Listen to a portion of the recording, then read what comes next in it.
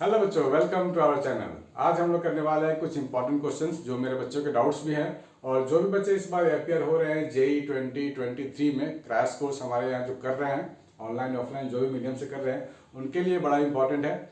यानी कि ये जो क्रैश कोर्स वाले बच्चे हैं या फिर जो भी बच्चे इस साल अपियर हो रहे हैं जेई में, उसके लिए नोट डाउन की बातें हैं। और अगले साल वाले जो बच्चे हैं जो नेक्स्ट ईयर अपियर हो रहे हैं, वो भी इस क्वेश्चन को जरूर देखें, उनको लेसन मिलने वाला है। आइए बच्चों, देखते हैं कि कैसे कैसे क्वेश्चंस होते हैं और उसको सॉल्व कैसे किया जाए। आपके सामने एक क्वेश्चन है, ध्यान से इसको पढ़ना है, ध्यान से देखना है। Two small particles of equal masses start moving in opposite directions from a point A in a horizontal circular orbit. Horizontal circular orbit है। Their tangential velocities are v and 2v, tangential है वो, respectively as shown in the figure.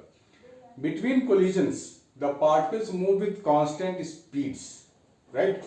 After making how many elastic collisions other than that at A, these two particles will again reach the point A. बोला कितनी बार collide करने के बाद वो वापस A पे आएंगे। ये हॉरिजॉन्टल ऑर्बिट है बच्चों, और पार्टिकल की वेलोसिटी है v और 2v। वहां से स्टार्ट होंगे, कोलाइड करेंगे, फिर कहीं जाएंगे, फिर कोलाइड करेंगे। तो कितनी बार ये कोलिजन होगा ताकि वो वापस ए पे लौट पाए, ये आपको फाइंड करनी, नंबर ऑफ कोलिजन। ठीक है बच्चों, नंबर ऑफ कोलिजन पे आपको ध्यान देना है। ये आपके सामने क्वेश्चन है, 2009 में है, लेकिन इस कॉन्सेप्ट के क्वेश्चन इस बार भी जेई में आ सकते हैं।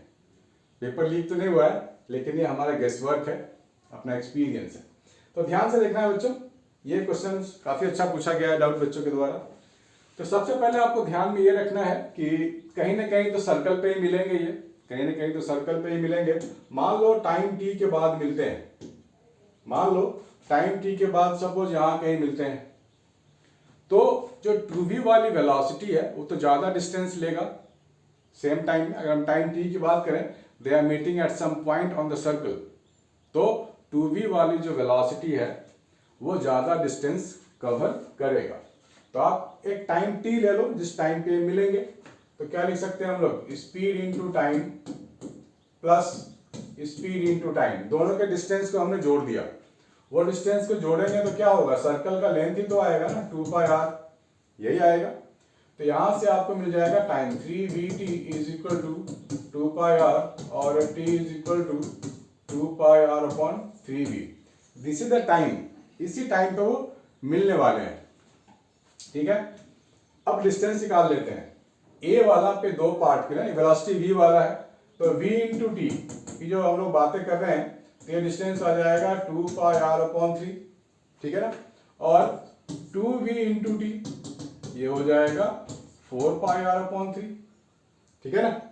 तो ज्यादा डिस्टेंस कवर कर रहा है ये 2v वेलोसिटी वाला, कितना, 4πr/3, और ये 2πr/3। 2πr/3 का क्या मतलब हुआ, ये सेंटर मान लो, यानी कि पूरे जो सरकमफ्रेंस है उसका 1/3 डिस्टेंस, 1/3 डिस्टेंस मान लो यहां पर है, यहां पर ये पार्टिकल आएगा विद द वेलोसिटी भी ऐसे, और ये 2/3।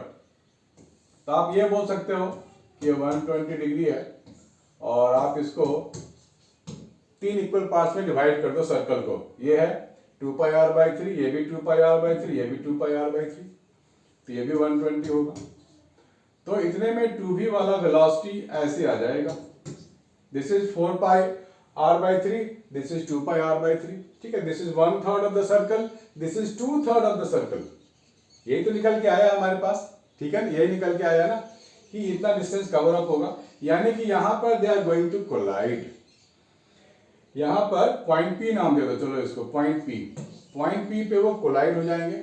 अब यहां पर हमने पढ़ा है, पहले भी हमने पढ़ा है क्लास 11th में, कि जो दोनों मास होते हैं, अगर दोनों की मास सेम है, दे एक्सचेंज देयर वेलोसिटीज, ठीक है ना। तो जैसे यहाँ पे कोलाइड होगा, दे एक्सचेंज देयर वेलोसिटी, तो ये 2v हो जाएगा, इधर आने वाली वेलोसिटी 2v और जाने वाली वेलोसिटी हो जाएगी v, ठीक है ना। ओके, एक्सचेंज हो गया वेलोसिटी, 2v से आ रहा था, ठीक है, इधर वाला पार्टिकल v से आ रहा था और इधर वाला 2v से जा रहा था, तो दोनों की वेलोसिटी एक्सचेंज होगी क्योंकि दोनों का मास बिल्कुल सेम है, ठीक है। तो अब जो इधर से आएगा वो वेलोसिटी v से आएगा इधर, ठीक है, इसको आपको ध्यान में रखना है। इसको आपको ध्यान में रखना है कि यहां पर वेलोसिटी हो गया एक्सचेंज, ठीक है। तो ये जो पार्टिकल है आने वाला अब ये v से आएगा और इधर जाने वाला भी 2v से जाएगा। तो 2v वाला क्या करेगा, 2v वाला तो इतना ही डिस्टेंस कवर करेगा, 2/3, 1/3 और 1/3, 2/3 यहाँ पे कोलाइड होने वाले हैं फिर से, यहाँ पे कोलाइड होने वाले हैं फिर से ये दोनों, ठीक है बच्चों। तो ये 2v वाला जो इधर आएगा फिर वो v से आएगा इधर, वेलोसिटी फिर से एक्सचेंज कर दो आप, 2v वाला इधर 2v से आ रहा था, राइट, और दूसरा पार्ट इधर v से जा रहा था, ठीक है ना। तो वेलोसिटी होगा एक्सचेंज, तो एक्सचेंज वाली वेलोसिटी को आपको अच्छे से लिखना पड़ेगा ताकि कोई कंफ्यूजन ना हो, कोई डाउट ना हो। यहां पर जो जाने वाला है वेलोसिटी वो क्या है, v है, और जो आने वाला है वो है 2v। वेलोसिटी हो जाएगा अब एक्सचेंज, दो पार्टिकल है, ठीक है ना, दो पार्टिकल है, एक जाने वाला और एक आने वाला। तो जो v से जा रहा था अगला को अपनी वेलोसिटी v दे देगा, ठीक है, और जो 2v से आ रहा था वो अब इधर 2v से आएगा, v से जाएगा, वेलोसिटी एक्सचेंज कर दिया आपने, ठीक है। ये हो गया दूसरा कोलिजन, ठीक है ना, दूसरा कोलिजन यहाँ पे हो रहा है। तीसरे में क्या होगा, 2v, अब ये 2v से आने वाला 1/3 और 1/3, 2/3 वापस a पे चला जाएगा, और ये जो v से जा रहा था 1/3 यानी कि वापस चला जाएगा। यानी कि ये दूसरे कोलिजन के बाद तीसरा कोलिजन यहाँ पे होने वाला है। आपको यहाँ क्या लिखना है, after making how many elastic collisions other than that at a these two particles will again reach the point a। तो दो कोलिजन a पे तो था, एक बार यहाँ कोलाइड किया, एक बार यहाँ कोलाइड किया, फिर से आपको a पे मिल जाएगा। तो आप लिख सकते हो दो कोलिजन के बाद ये फिर से मिलने वाले हैं। This is the way we can evaluate the things, ठीक है बच्चों, इसको नोट करो। एक क्वेश्चन और करेंगे।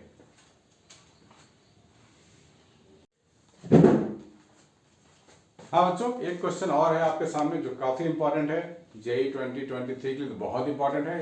ये सब क्वेश्चंस आपको आने चाहिए अगर आप इस साल अपेयर कर रहे हैं। अगर जो बच्चे अगले साल अपेयर कर रहे हैं उनको भी ये क्वेश्चंस अभी तक तो आ जाने चाहिए। नहीं आते हैं तो आपको यहाँ पे देख लीजिए और सीख लीजिए। आपके पास एक साल टाइम है और एक से एक साल में आपको बहुत ही ऊपर उड़ना पड़ेगा। तो आइए बच्चों, हमारे पास ये क्वेश्चन है 2009 जेई का कॉन्सेप्ट है। ये कॉन्सेप्ट है बड़ा इंपॉर्टेंट, आपको बहुत ही लेसन देने वाला है। 3 objects A, B and C are kept in a straight line on a frictionless horizontal surface. These have masses m, 2m, m respectively. The object A moves towards B with a speed 9 meter per second. ये 9 meter per second से जा रहा है। Makes an elastic collision with it. Thereafter, the B makes completely inelastic collision. Oh, B जो है completely inelastic strike करेगा सी को, यानी कि बी और सी कंबाइन मूव करने वाले हैं। All motions occur on the same straight line. Find the final speed of the object C, ठीक है ना, find the final object, find the final speed. सबसे पहले आप ए बी की बात करो, सबसे पहले आप ए बी की बात करो। तो हम लोगों ने जो फॉर्मूला डिराइव किया हुआ है ना, उसको तो आप दिमाग में रखो, कोलिजन वाला बहुत एप्लीकेबल है वो फॉर्मूला। हम लोगों ने डिराइव क्या किया था कि ये फाइनल वेलोसिटी ऑफ बॉडी 1 जो होगा वो होगा m1 minus m2 upon u1, sorry u2 upon m1 plus m2। उसके बाद था 2 m2 u2 upon m1 plus m2, ये था, ठीक है ना, फाइनल वेलोसिटी ऑफ बॉडी 1। और final velocity of body 2 v2 था हमारे पास। v2 लाने के लिए क्या करना पड़ता है आपको, m1 m2 को एक्सचेंज कर दोगे, मतलब जहां m1 है वहां m2 डालना पड़ेगा आपको, और जहां u1 है वहां u2 डालना पड़ेगा। तो दो एक्सचेंज आपको करने हैं, m1 m2 को एक्सचेंज करना है और u1 u2 को एक्सचेंज करना है। तो आपको मिल जाएगा m2 minus m1 into u1 upon m1 plus m2 plus of 2 m1 u1 upon m1 plus m2, ये है, ठीक है। तो फाइनल वेलोसिटी अगर आप b की निकालोगे, b की तो आपको निकालनी पड़ेगी क्योंकि वो c के साथ स्ट्राइक कर रहा है, तो फाइनल वेलोसिटी निकालनी पड़ेगी। तो ए बी की जब हम बात करेंगे तो v2 है वेलोसिटी ऑफ b, v2 क्या है, वेलोसिटी ऑफ b। तो यहां पर आपको ध्यान देना है कि इनिशियल स्पीड ऑफ पार्टिकल 1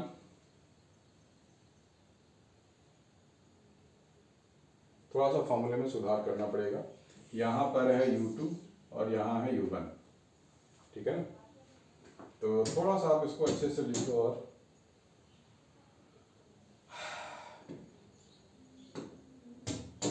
ये है U1, ठीक है, ये है फॉर्मूला, ठीक है।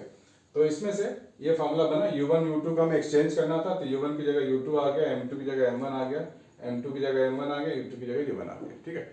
तो यहाँ पर इस फॉर्मूले में आपको क्या करना है कि जो इनिशियल वेलोसिटी ऑफ बॉडी 2 है, ये तो 0 लेना पड़ेगा, क्योंकि ये B वाला रेस्ट पे था पहले, तो ये 0 हो गया तो पूरा खत्म हो गया इसका मामला, इसका मामला पूरा फिनिश हो चुका है। आपके पास ये बचा है, इसमें से काम चलाना है आपको। तो ये हो गया वेलोसिटी ऑफ B, इसको क्या लिखेंगे, twice velocity of mass M1 का मास है M, और इसकी जो स्पीड है वो है 9 मीटर पर सेकेंड इनिशियल, और इन दोनों को ऐड करेंगे तो 3m आ जाएगा, इसकी अब जरूरत नहीं है, mm कट गया, 3 तो वेलोसिटी ऑफ B आपको मिल गया 6 मीटर पर सेकेंड। 6 मीटर पर सेकेंड से जाने वाला है और C को स्ट्राइक करने वाला है, ठीक है ना। आपको बोला गया फाइंड द कंबाइंड वेलोसिटी, तो आप सीधा सीधा लीनियर मोमेंटम कंजर्वेशन लगा सकते हो या फिर इस फॉर्मूले को दोबारा लगा सकते हो, आपकी मर्जी है।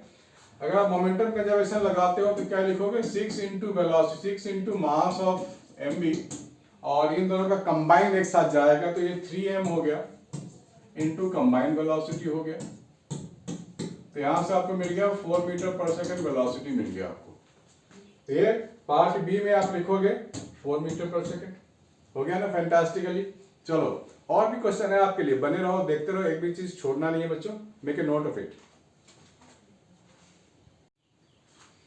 This is another good question बच्चों, इसको ट्राई करते हैं। यहां पर देखो आपको ना एनर्जी का कुछ फॉर्मूला आपको गिवन है in terms of distance x। तो ये हमने पहले भी डिस्कस किया हुआ है कि अगर एनर्जी आपको दिया जाता है, ठीक है ना, एनर्जी दिया जाता है, तो यहां से हम लोग फोर्स की बातें भी कर सकते हैं, लेकिन फिलहाल यहाँ पर फोर्स की जरूरत नहीं है, आपको यहाँ पर सिंपल यहाँ पर कैलकुलस की जरूरत है। किसकी जरूरत है, कैलकुलस, कैलकुलस, ठीक है। हम लोगों ने मैथमेटिक्स में मैक्सिमा मिनिमा में पढ़ा है, मैक्सिमा मिनिमा में क्या पढ़ा है हम लोगों ने कि कोई भी चीज मैक्सिमाइज करना हो या मिनिमाइज करना हो तो डिफरेंशिएट कर दो, जीरो कर दो, फिर डबल डिफरेंशिएट करके चेक कर लो, यही सीखा है हमने। तो जब भी मैक्सिमा मिनिमा का केस होगा, जब भी मैक्सिमा मिनिमा का केस होगा तो हम लोग क्या करते हैं, dy बाई ds को जीरो पुट करते हैं, ठीक है ना। उसके बाद क्या करते हैं, यहां से आपको वैल्यूज मिलती है, यहां से इस इक्वेशन से आपको वैल्यूज मिलती है ना, suppose x equal to x1 या फिर x2, ये वैल्यूज मिलती है। फिर आप क्या करते हो, आप इसको डबल डिफरेंशिएशन करते हो। जो बच्चे जस्ट अभी क्लास 11 से 12 में गए हैं उनको ये बातें अभी हजम नहीं होंगी, क्योंकि उन्होंने मैक्सिमा मिनिमा मैथमेटिक्स वाला नहीं किया है, इसीलिए मैं शॉर्टकट में थोड़ा मेथड बता देता हूं ताकि आप सीख जाओ। डबल डिफरेंशिएट करेंगे, मान लो मेरे पास कोई इक्वेशन है ना, y is equal to fx, ये कोई पॉलिनोमियल हो सकता है, जैसे ये एक पॉलिनोमियल है ये, इसको डिफरेंशिएट करेंगे तो dy by ds zero put करेंगे, यहां से सॉल्व करेंगे तो x की वैल्यूज आएंगी, हो सकता है वैल्यूज सिंगल हो, डबल हो, ट्रिपल हो, 2-3 वैल्यूज आ सकती हैं। फिर इसको हम लोग दोबारा डबल डिफरेंशिएट करेंगे और उसके बाद वैल्यू डाल के चेक करेंगे, x1 डालेंगे एक बार, ठीक है ना, एक बार x1 डाला तो सपोज मान लो ये साइन ये पॉजिटिव दे रहा है मुझे, अगर मैंने x1 डाला, ये जो काम कर रहा हूं किस पे, x इक्वल टू x1 पे कर रहा हूं मैं, अगर ये डबल डिफरेंशिएशन मुझे पॉजिटिव देगा तो मैं बोलूंगा x1 gives at x1 fx gives minimum value, अगर पॉजिटिव आता है तो मिनिमम वैल्यू। और फिर से आप करोगे डबल डिफरेंशिएशन, मतलब डबल डिफरेंशिएशन आपने कर लिया है, अब आप x2 यहाँ पे डालने वाले हो। अगर मान लेते हैं x2 मुझे नेगेटिव दे रहा है तो मैं लिखूंगा at x1 fx gives maximum value, ठीक है ना। इसी फंडे पे काम करना होता है मैक्सिमा मिनिमा में। जो बच्चे अभी 11 से 12 में नए गए हैं उनकी क्लास अलग से मैं लूंगा मैक्सिमा मिनिमा की, ऑफ कोर्स लूंगा मैं पूरा सिलेबस, लेकिन इन द मीन टाइम अगर आप पढ़ना चाहते हो तो मैंने उसका वीडियो भी बना के रखा हुआ है, आप चाहो तो खुद से भी देख सकते हो, बहुत छोटी सी चीज है। चलो तो इस क्वेश्चन में कहाँ है एप्लीकेबल ये देख लेते हैं, इस क्वेश्चन में कहाँ है एप्लीकेबल ये देख लेते हैं। ये एनर्जी का ग्राफ है आपके पास, सॉरी इक्वेशन आपके पास, total mechanical energy of the particle is 2 joule बोला गया है, total energy is 2 joule. Maximum speed find करनी है। मैक्सिमम स्पीड, देखो मैक्सिमम स्पीड तभी होगा ना जब पोटेंशियल एनर्जी मिनिमम हो। जैसे मान लो इसको मैंने ऊपर फेंका, ये किसी हाइट पे जाके रुका, वहां पे वेलोसिटी 0 हो गई, लेकिन पोटेंशियल एनर्जी तो मैक्सिमम है। ग्राउंड पे आके स्ट्राइक किया, वहां पे इसकी वेलोसिटी मैक्सिमम है और पोटेंशियल एनर्जी 0 है, ठीक है ना। तो इसी फंड, बहुत सिंपल सा फंडा है। यहाँ हमें काम करनी है किसके लिए, मिनिमम पोटेंशियल के लिए, तभी मुझे मैक्सिमम काइनेटिक एनर्जी मिलेगा, यानी कि मैक्सिमम वेलोसिटी मिलेगा। तो आप क्या करोगे, इसको डिफरेंशिएट कर दोगे, dv/dx ये हो जाएगा 4x³ अपॉन 4 माइनस 2x/2। इसको आप 0 पुट करोगे और x की वैल्यू फाइंड करोगे। तो इसको सॉल्व कर लेते हैं। ये क्या मिल गया, x³ minus x is equal to 0, x common ले लेंगे तो x² minus 1 is equal to 0। तो इसके यहाँ पे 3 वैल्यू आ रही है, 0 पॉजिटिव 1 माइनस 1, 3 वैल्यूज आ रही है x की, 0 पॉजिटिव 1 नेगेटिव 1, ठीक है, ये वैल्यूज आ गई। अब आप इसको डबल डिफरेंशिएट करोगे, इसको डबल डिफरेंशिएट करो, d2v अपॉन dx2, ये क्या हो जाएगा 3x² माइनस 1। यहाँ पर अगर आप 0 डालते हो, x की वैल्यू अगर 0 डालते हो तो डबल डिफरेंशिएशन आपको क्या दे देगा, नेगेटिव दे देगा। नेगेटिव यानी कि मैक्सिमम, मैक्सिमम पोटेंशियल एनर्जी हमें नहीं चाहिए मैक्सिमम, हम we are searching for minimum potential. अब मैं x की जगह 1 डालूंगा तो क्या मिलेगा, इसकी जगह 1 डाल दूंगा तो ये पॉजिटिव मिलेगा, पॉजिटिव मिलेगा ना। तो मिनिमम, हमारे को तो मिनिमम ही चाहिए, यानी कि x इज इक्वल टू 1 पे या -1 पे भी मेरे को ये पोटेंशियल एनर्जी मिनिमम मिलने वाला है।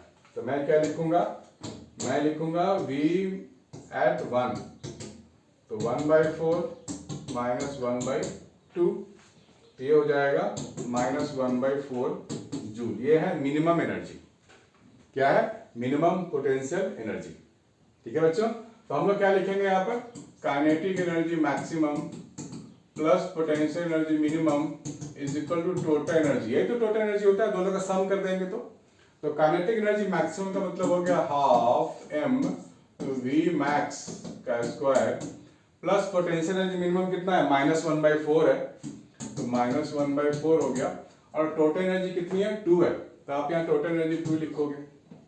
ये हो जाएगा v मैक्स का स्क्वायर अपॉन 2, यहाँ पर m की वैल्यू 1 kg है, तो आप यहाँ 1 लिखोगे, -4 को राइट साइड ले जाओगे, 2 + 1/4 हो गया, तो ये 9/4 हो गया, जिससे ये कट जाएंगे तो v मैक्स क्या हो जाएगा आपके लिए, √9/2, यानी कि ये हो जाएगा 3/√2, 3/√2 डी ऑप्शन आ गया, ठीक है ना, 3/√2 आपको डी ऑप्शन मिल गया।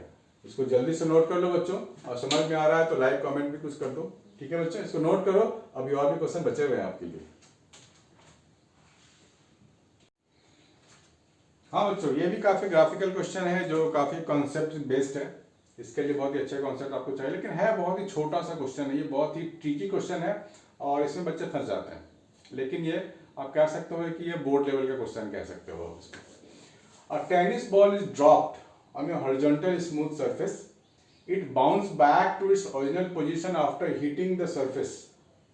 The force on the ball during the collision is proportional to the length of compression of the ball. ध्यान से देखना है आपको, compression है ये। The force on the ball during the collision is proportional to the length of compression of the ball. Which of the following sketches describe the variation of the kinetic energy K with time t?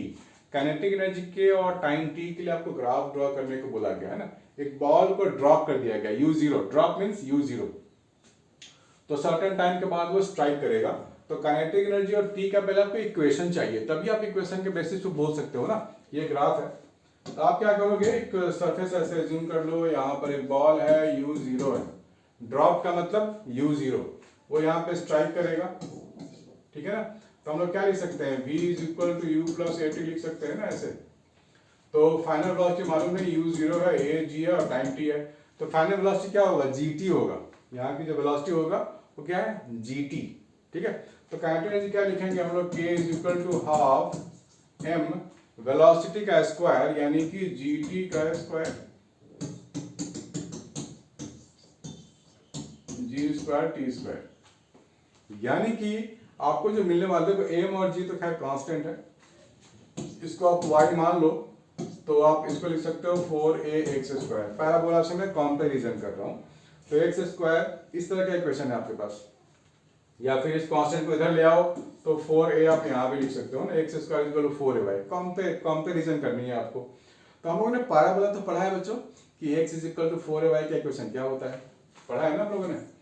x = 4ay का equation ये होता है, ठीक है ना। तो ऐसा कोई इक्वेशन है आपके पास।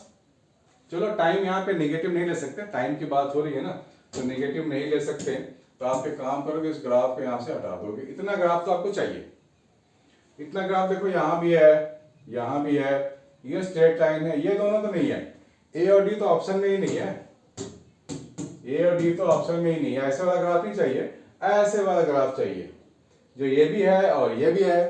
तो यहाँ पर आपको ये ध्यान ये देना है कि अब क्या करें। यहाँ पर तो कंटिन्यूटी 0 हो गई, यहाँ पे कंटिन्यूटी कांस्टेंट हो गई। अब कंटिन्यूटी कांस्टेंट कैसे हो सकता है बच्चों, क्योंकि ये तो वेरिएबल है इस पॉइंट ऑफ टाइम में, ठीक है, टी के लिए वेरिएबल है। तो जब ये कंटिन्यूटी 0 है, तो 0 है का मतलब टॉप में है, जैसे आपने उसको छोड़ा नीचे स्ट्राइक कर रहा है, कंटिन्यूटी यहाँ मैक्सिमम होगी, स्ट्राइकिंग टाइम मैक्सिमम होगी, उसके बाद वो मोमेंटरी रेस्ट में आएगा, मैक्सिमम कंटिन्यूटी होगी, उसके बाद वो striking time for the moment, कुछ सेकंड्स के लिए, फ्रैक्शन ऑफ सेकंड्स के लिए रेस्ट पे तो आएगा, वो कांस्टेंट नहीं हो सकता। ये कांस्टेंट नॉट पॉसिबल, ये वाला पॉसिबल है, क्योंकि वो कुछ टाइम के लिए, फ्रैक्शन ऑफ सेकंड के लिए स्ट्राइकिंग के मोमेंट पे वो रेस्ट पे आएगा और फिर ऊपर जाएगा वो। So this is the best graph you are looking for, ठीक है बच्चों। तो यही हमारे लिए बेस्ट ग्राफ है, इसको नोट करो और बने रहो। एक क्वेश्चन और करते हैं।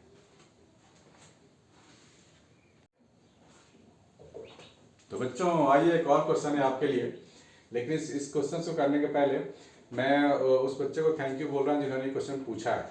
थैंक यू मैक बेटा, आपने क्वेश्चन पूछा, क्योंकि ऐसे ऐसे क्वेश्चंस बहुत इंपॉर्टेंट होते हैं हर एक बच्चे के लिए, जो भी बच्चे जेई या फिर नीट या बिटसैट एग्जाम देने वाले हैं, ठीक है। हालांकि आपको तो नेक्स्ट ईयर देना है, लेकिन आपके डाउट के कारण और लोगों को फायदा होने वाला है, क्योंकि ऐसे क्वेश्चन है ही काफी मजेदार क्वेश्चन है जिनसे बहुत कुछ सीखने को मिलता है। तो यहाँ पे आपके क्यूबिकल ब्लॉक्स है। Consider uniform cubical box of side a, इसके लेंथ ए है, on a rough floor that is to be moved by applying minimum possible force F at point B. Point B क्या है, above is centre of mass. Question को ध्यान से पढ़ो, इसको centre मान लो, चलो यहाँ पे सेंटर है, जहां पे आप वेट दिखा सकते हो ऐसे ना, सेंटर ऐसे, फोर्स एफ यहाँ लग रहा है, इसके थोड़ा ऊपर, ठीक है, सेंटर से ऊपर लग रहा है फोर्स। ये डिस्टेंस कितनी है, ये डिस्टेंस बी है, और ये डिस्टेंस है सेंटर यहां से लेके ये ए है। तो यहाँ पे आपको ध्यान देने वाली बात है, टॉपल करने के लिए जो कंडीशन होता है वो, अगर ये टॉपल करेगा तो ऐसे करेगा टॉपल, ठीक है ना, मतलब इस कॉर्नर के अबाउट में या इस एज के अबाउट में कर सकता है टॉपल, इस एज के अबाउट में ये टॉपल कर सकता है ऐसे। तो टॉपल करने के लिए फोर्स एफ का जो टॉर्क होगा वो ज्यादा होना चाहिए। अगर इसको टॉपल करना है तो torque due to force F must be greater than the torque due to mg। अगर टॉपल नहीं करना है तो इसका उल्टा, मैं पहले टॉपल के लिए लिखता हूं, टॉपल के लिए मैंने ये कंडीशन लिखा है,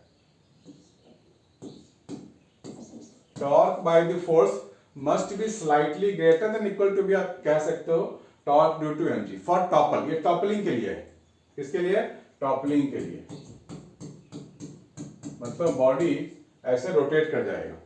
लेकिन अगर रोटेट नहीं करवाना हो तो ये तो नॉट टॉपलिंग का केस है, तो इनइक्वालिटी को आप चेंज कर दो, torque due to force less than equal to torque due to weight, ठीक है ना, ये करना है मुझे, ठीक है। ये एक्चुअली a/2 है, ये a/2 है और ये भी a/2 है। टोटल जो क्यूब का जो साइड है वो पूरा a है, ठीक है ना, पूरा ये a है। तो यहाँ पर हम फोर्स की बात करें, यहाँ पर हम लोग फोर्स की बात करें तो वो सेंटर से b डिस्टेंस ऊपर लग रहा है, तो टॉर्क बाय द फोर्स मैं लिखूंगा F into a/2 plus v less than equal to mg into a/2, ठीक है ना, mg इंटू a/2 कितना है, ये हाफ लेंथ है a/2, ठीक है। इसको थोड़ा आपको सिंप्लीफाई करना पड़ेगा और क्वेश्चन को ध्यान से पढ़ो।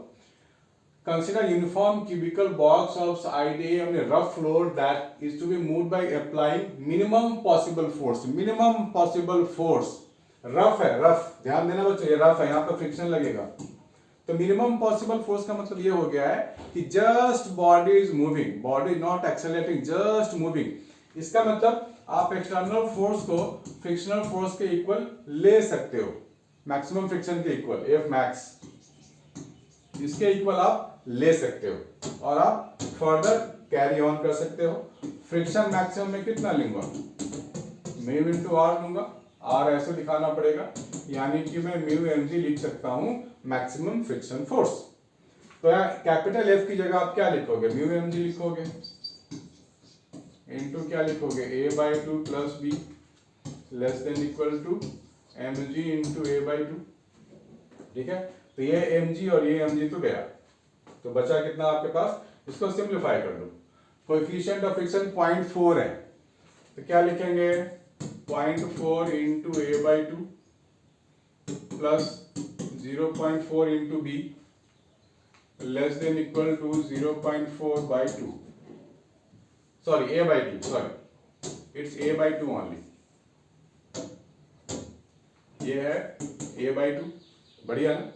इसको आप राइट साइड ले जाओ तो आपको मिल जाएगा 0.4 B less than equal to A by two minus 0.2 A, ठीक है, यही होगा, हाँ 0.2 ए।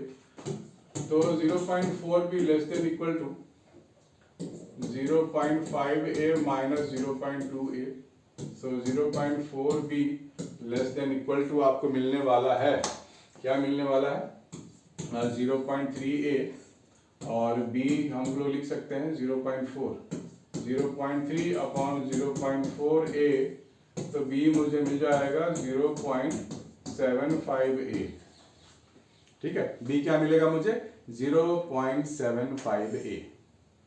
बट अब डायग्राम को फिर से देखो, ये जो क्यूब है आपके पास, टोटल इसकी लेंथ a है, b यहाँ पे कुछ हाइट पे फोर्स लग रहा है ना, जो सेंटर से ऊपर है, ठीक है। अगर हम क्यूबिक का डायग्राम मैं आपसे फिर से ड्रॉ कर देता हूँ, क्यूब का मैं डायग्राम ड्रॉ कर देता हूँ फिर से।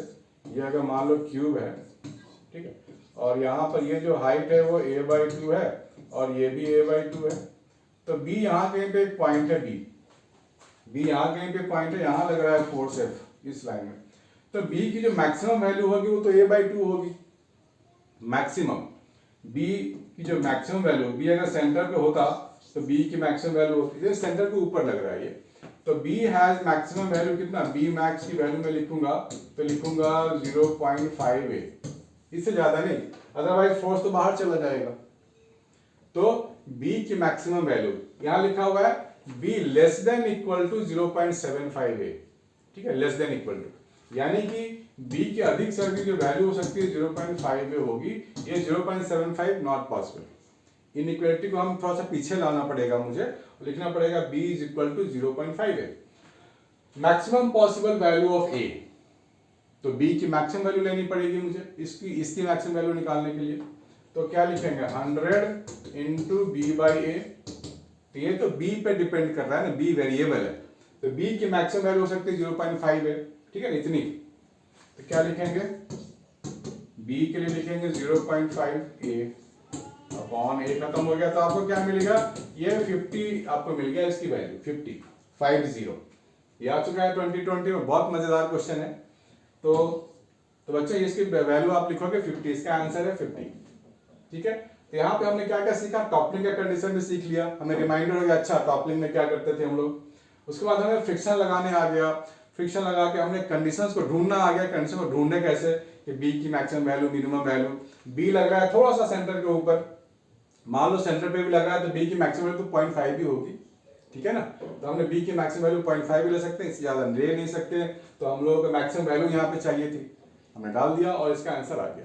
तो बच्चों आज के लिए इतना ही है सेशन, आज के लिए इतना ही है, लेकिन आपके पास डाउट है तो भेजते रहिए, और डाउट्स वेलकम, डाउट से हम लोग बहुत कुछ सीखते हैं और एग्जाम बहुत ही फायदेमंद होता है ये डाउट पूछना, ठीक है बच्चों। तो मिलते हैं नेक्स्ट वीडियो में, तब तक के लिए बाय बाय, टेक केयर।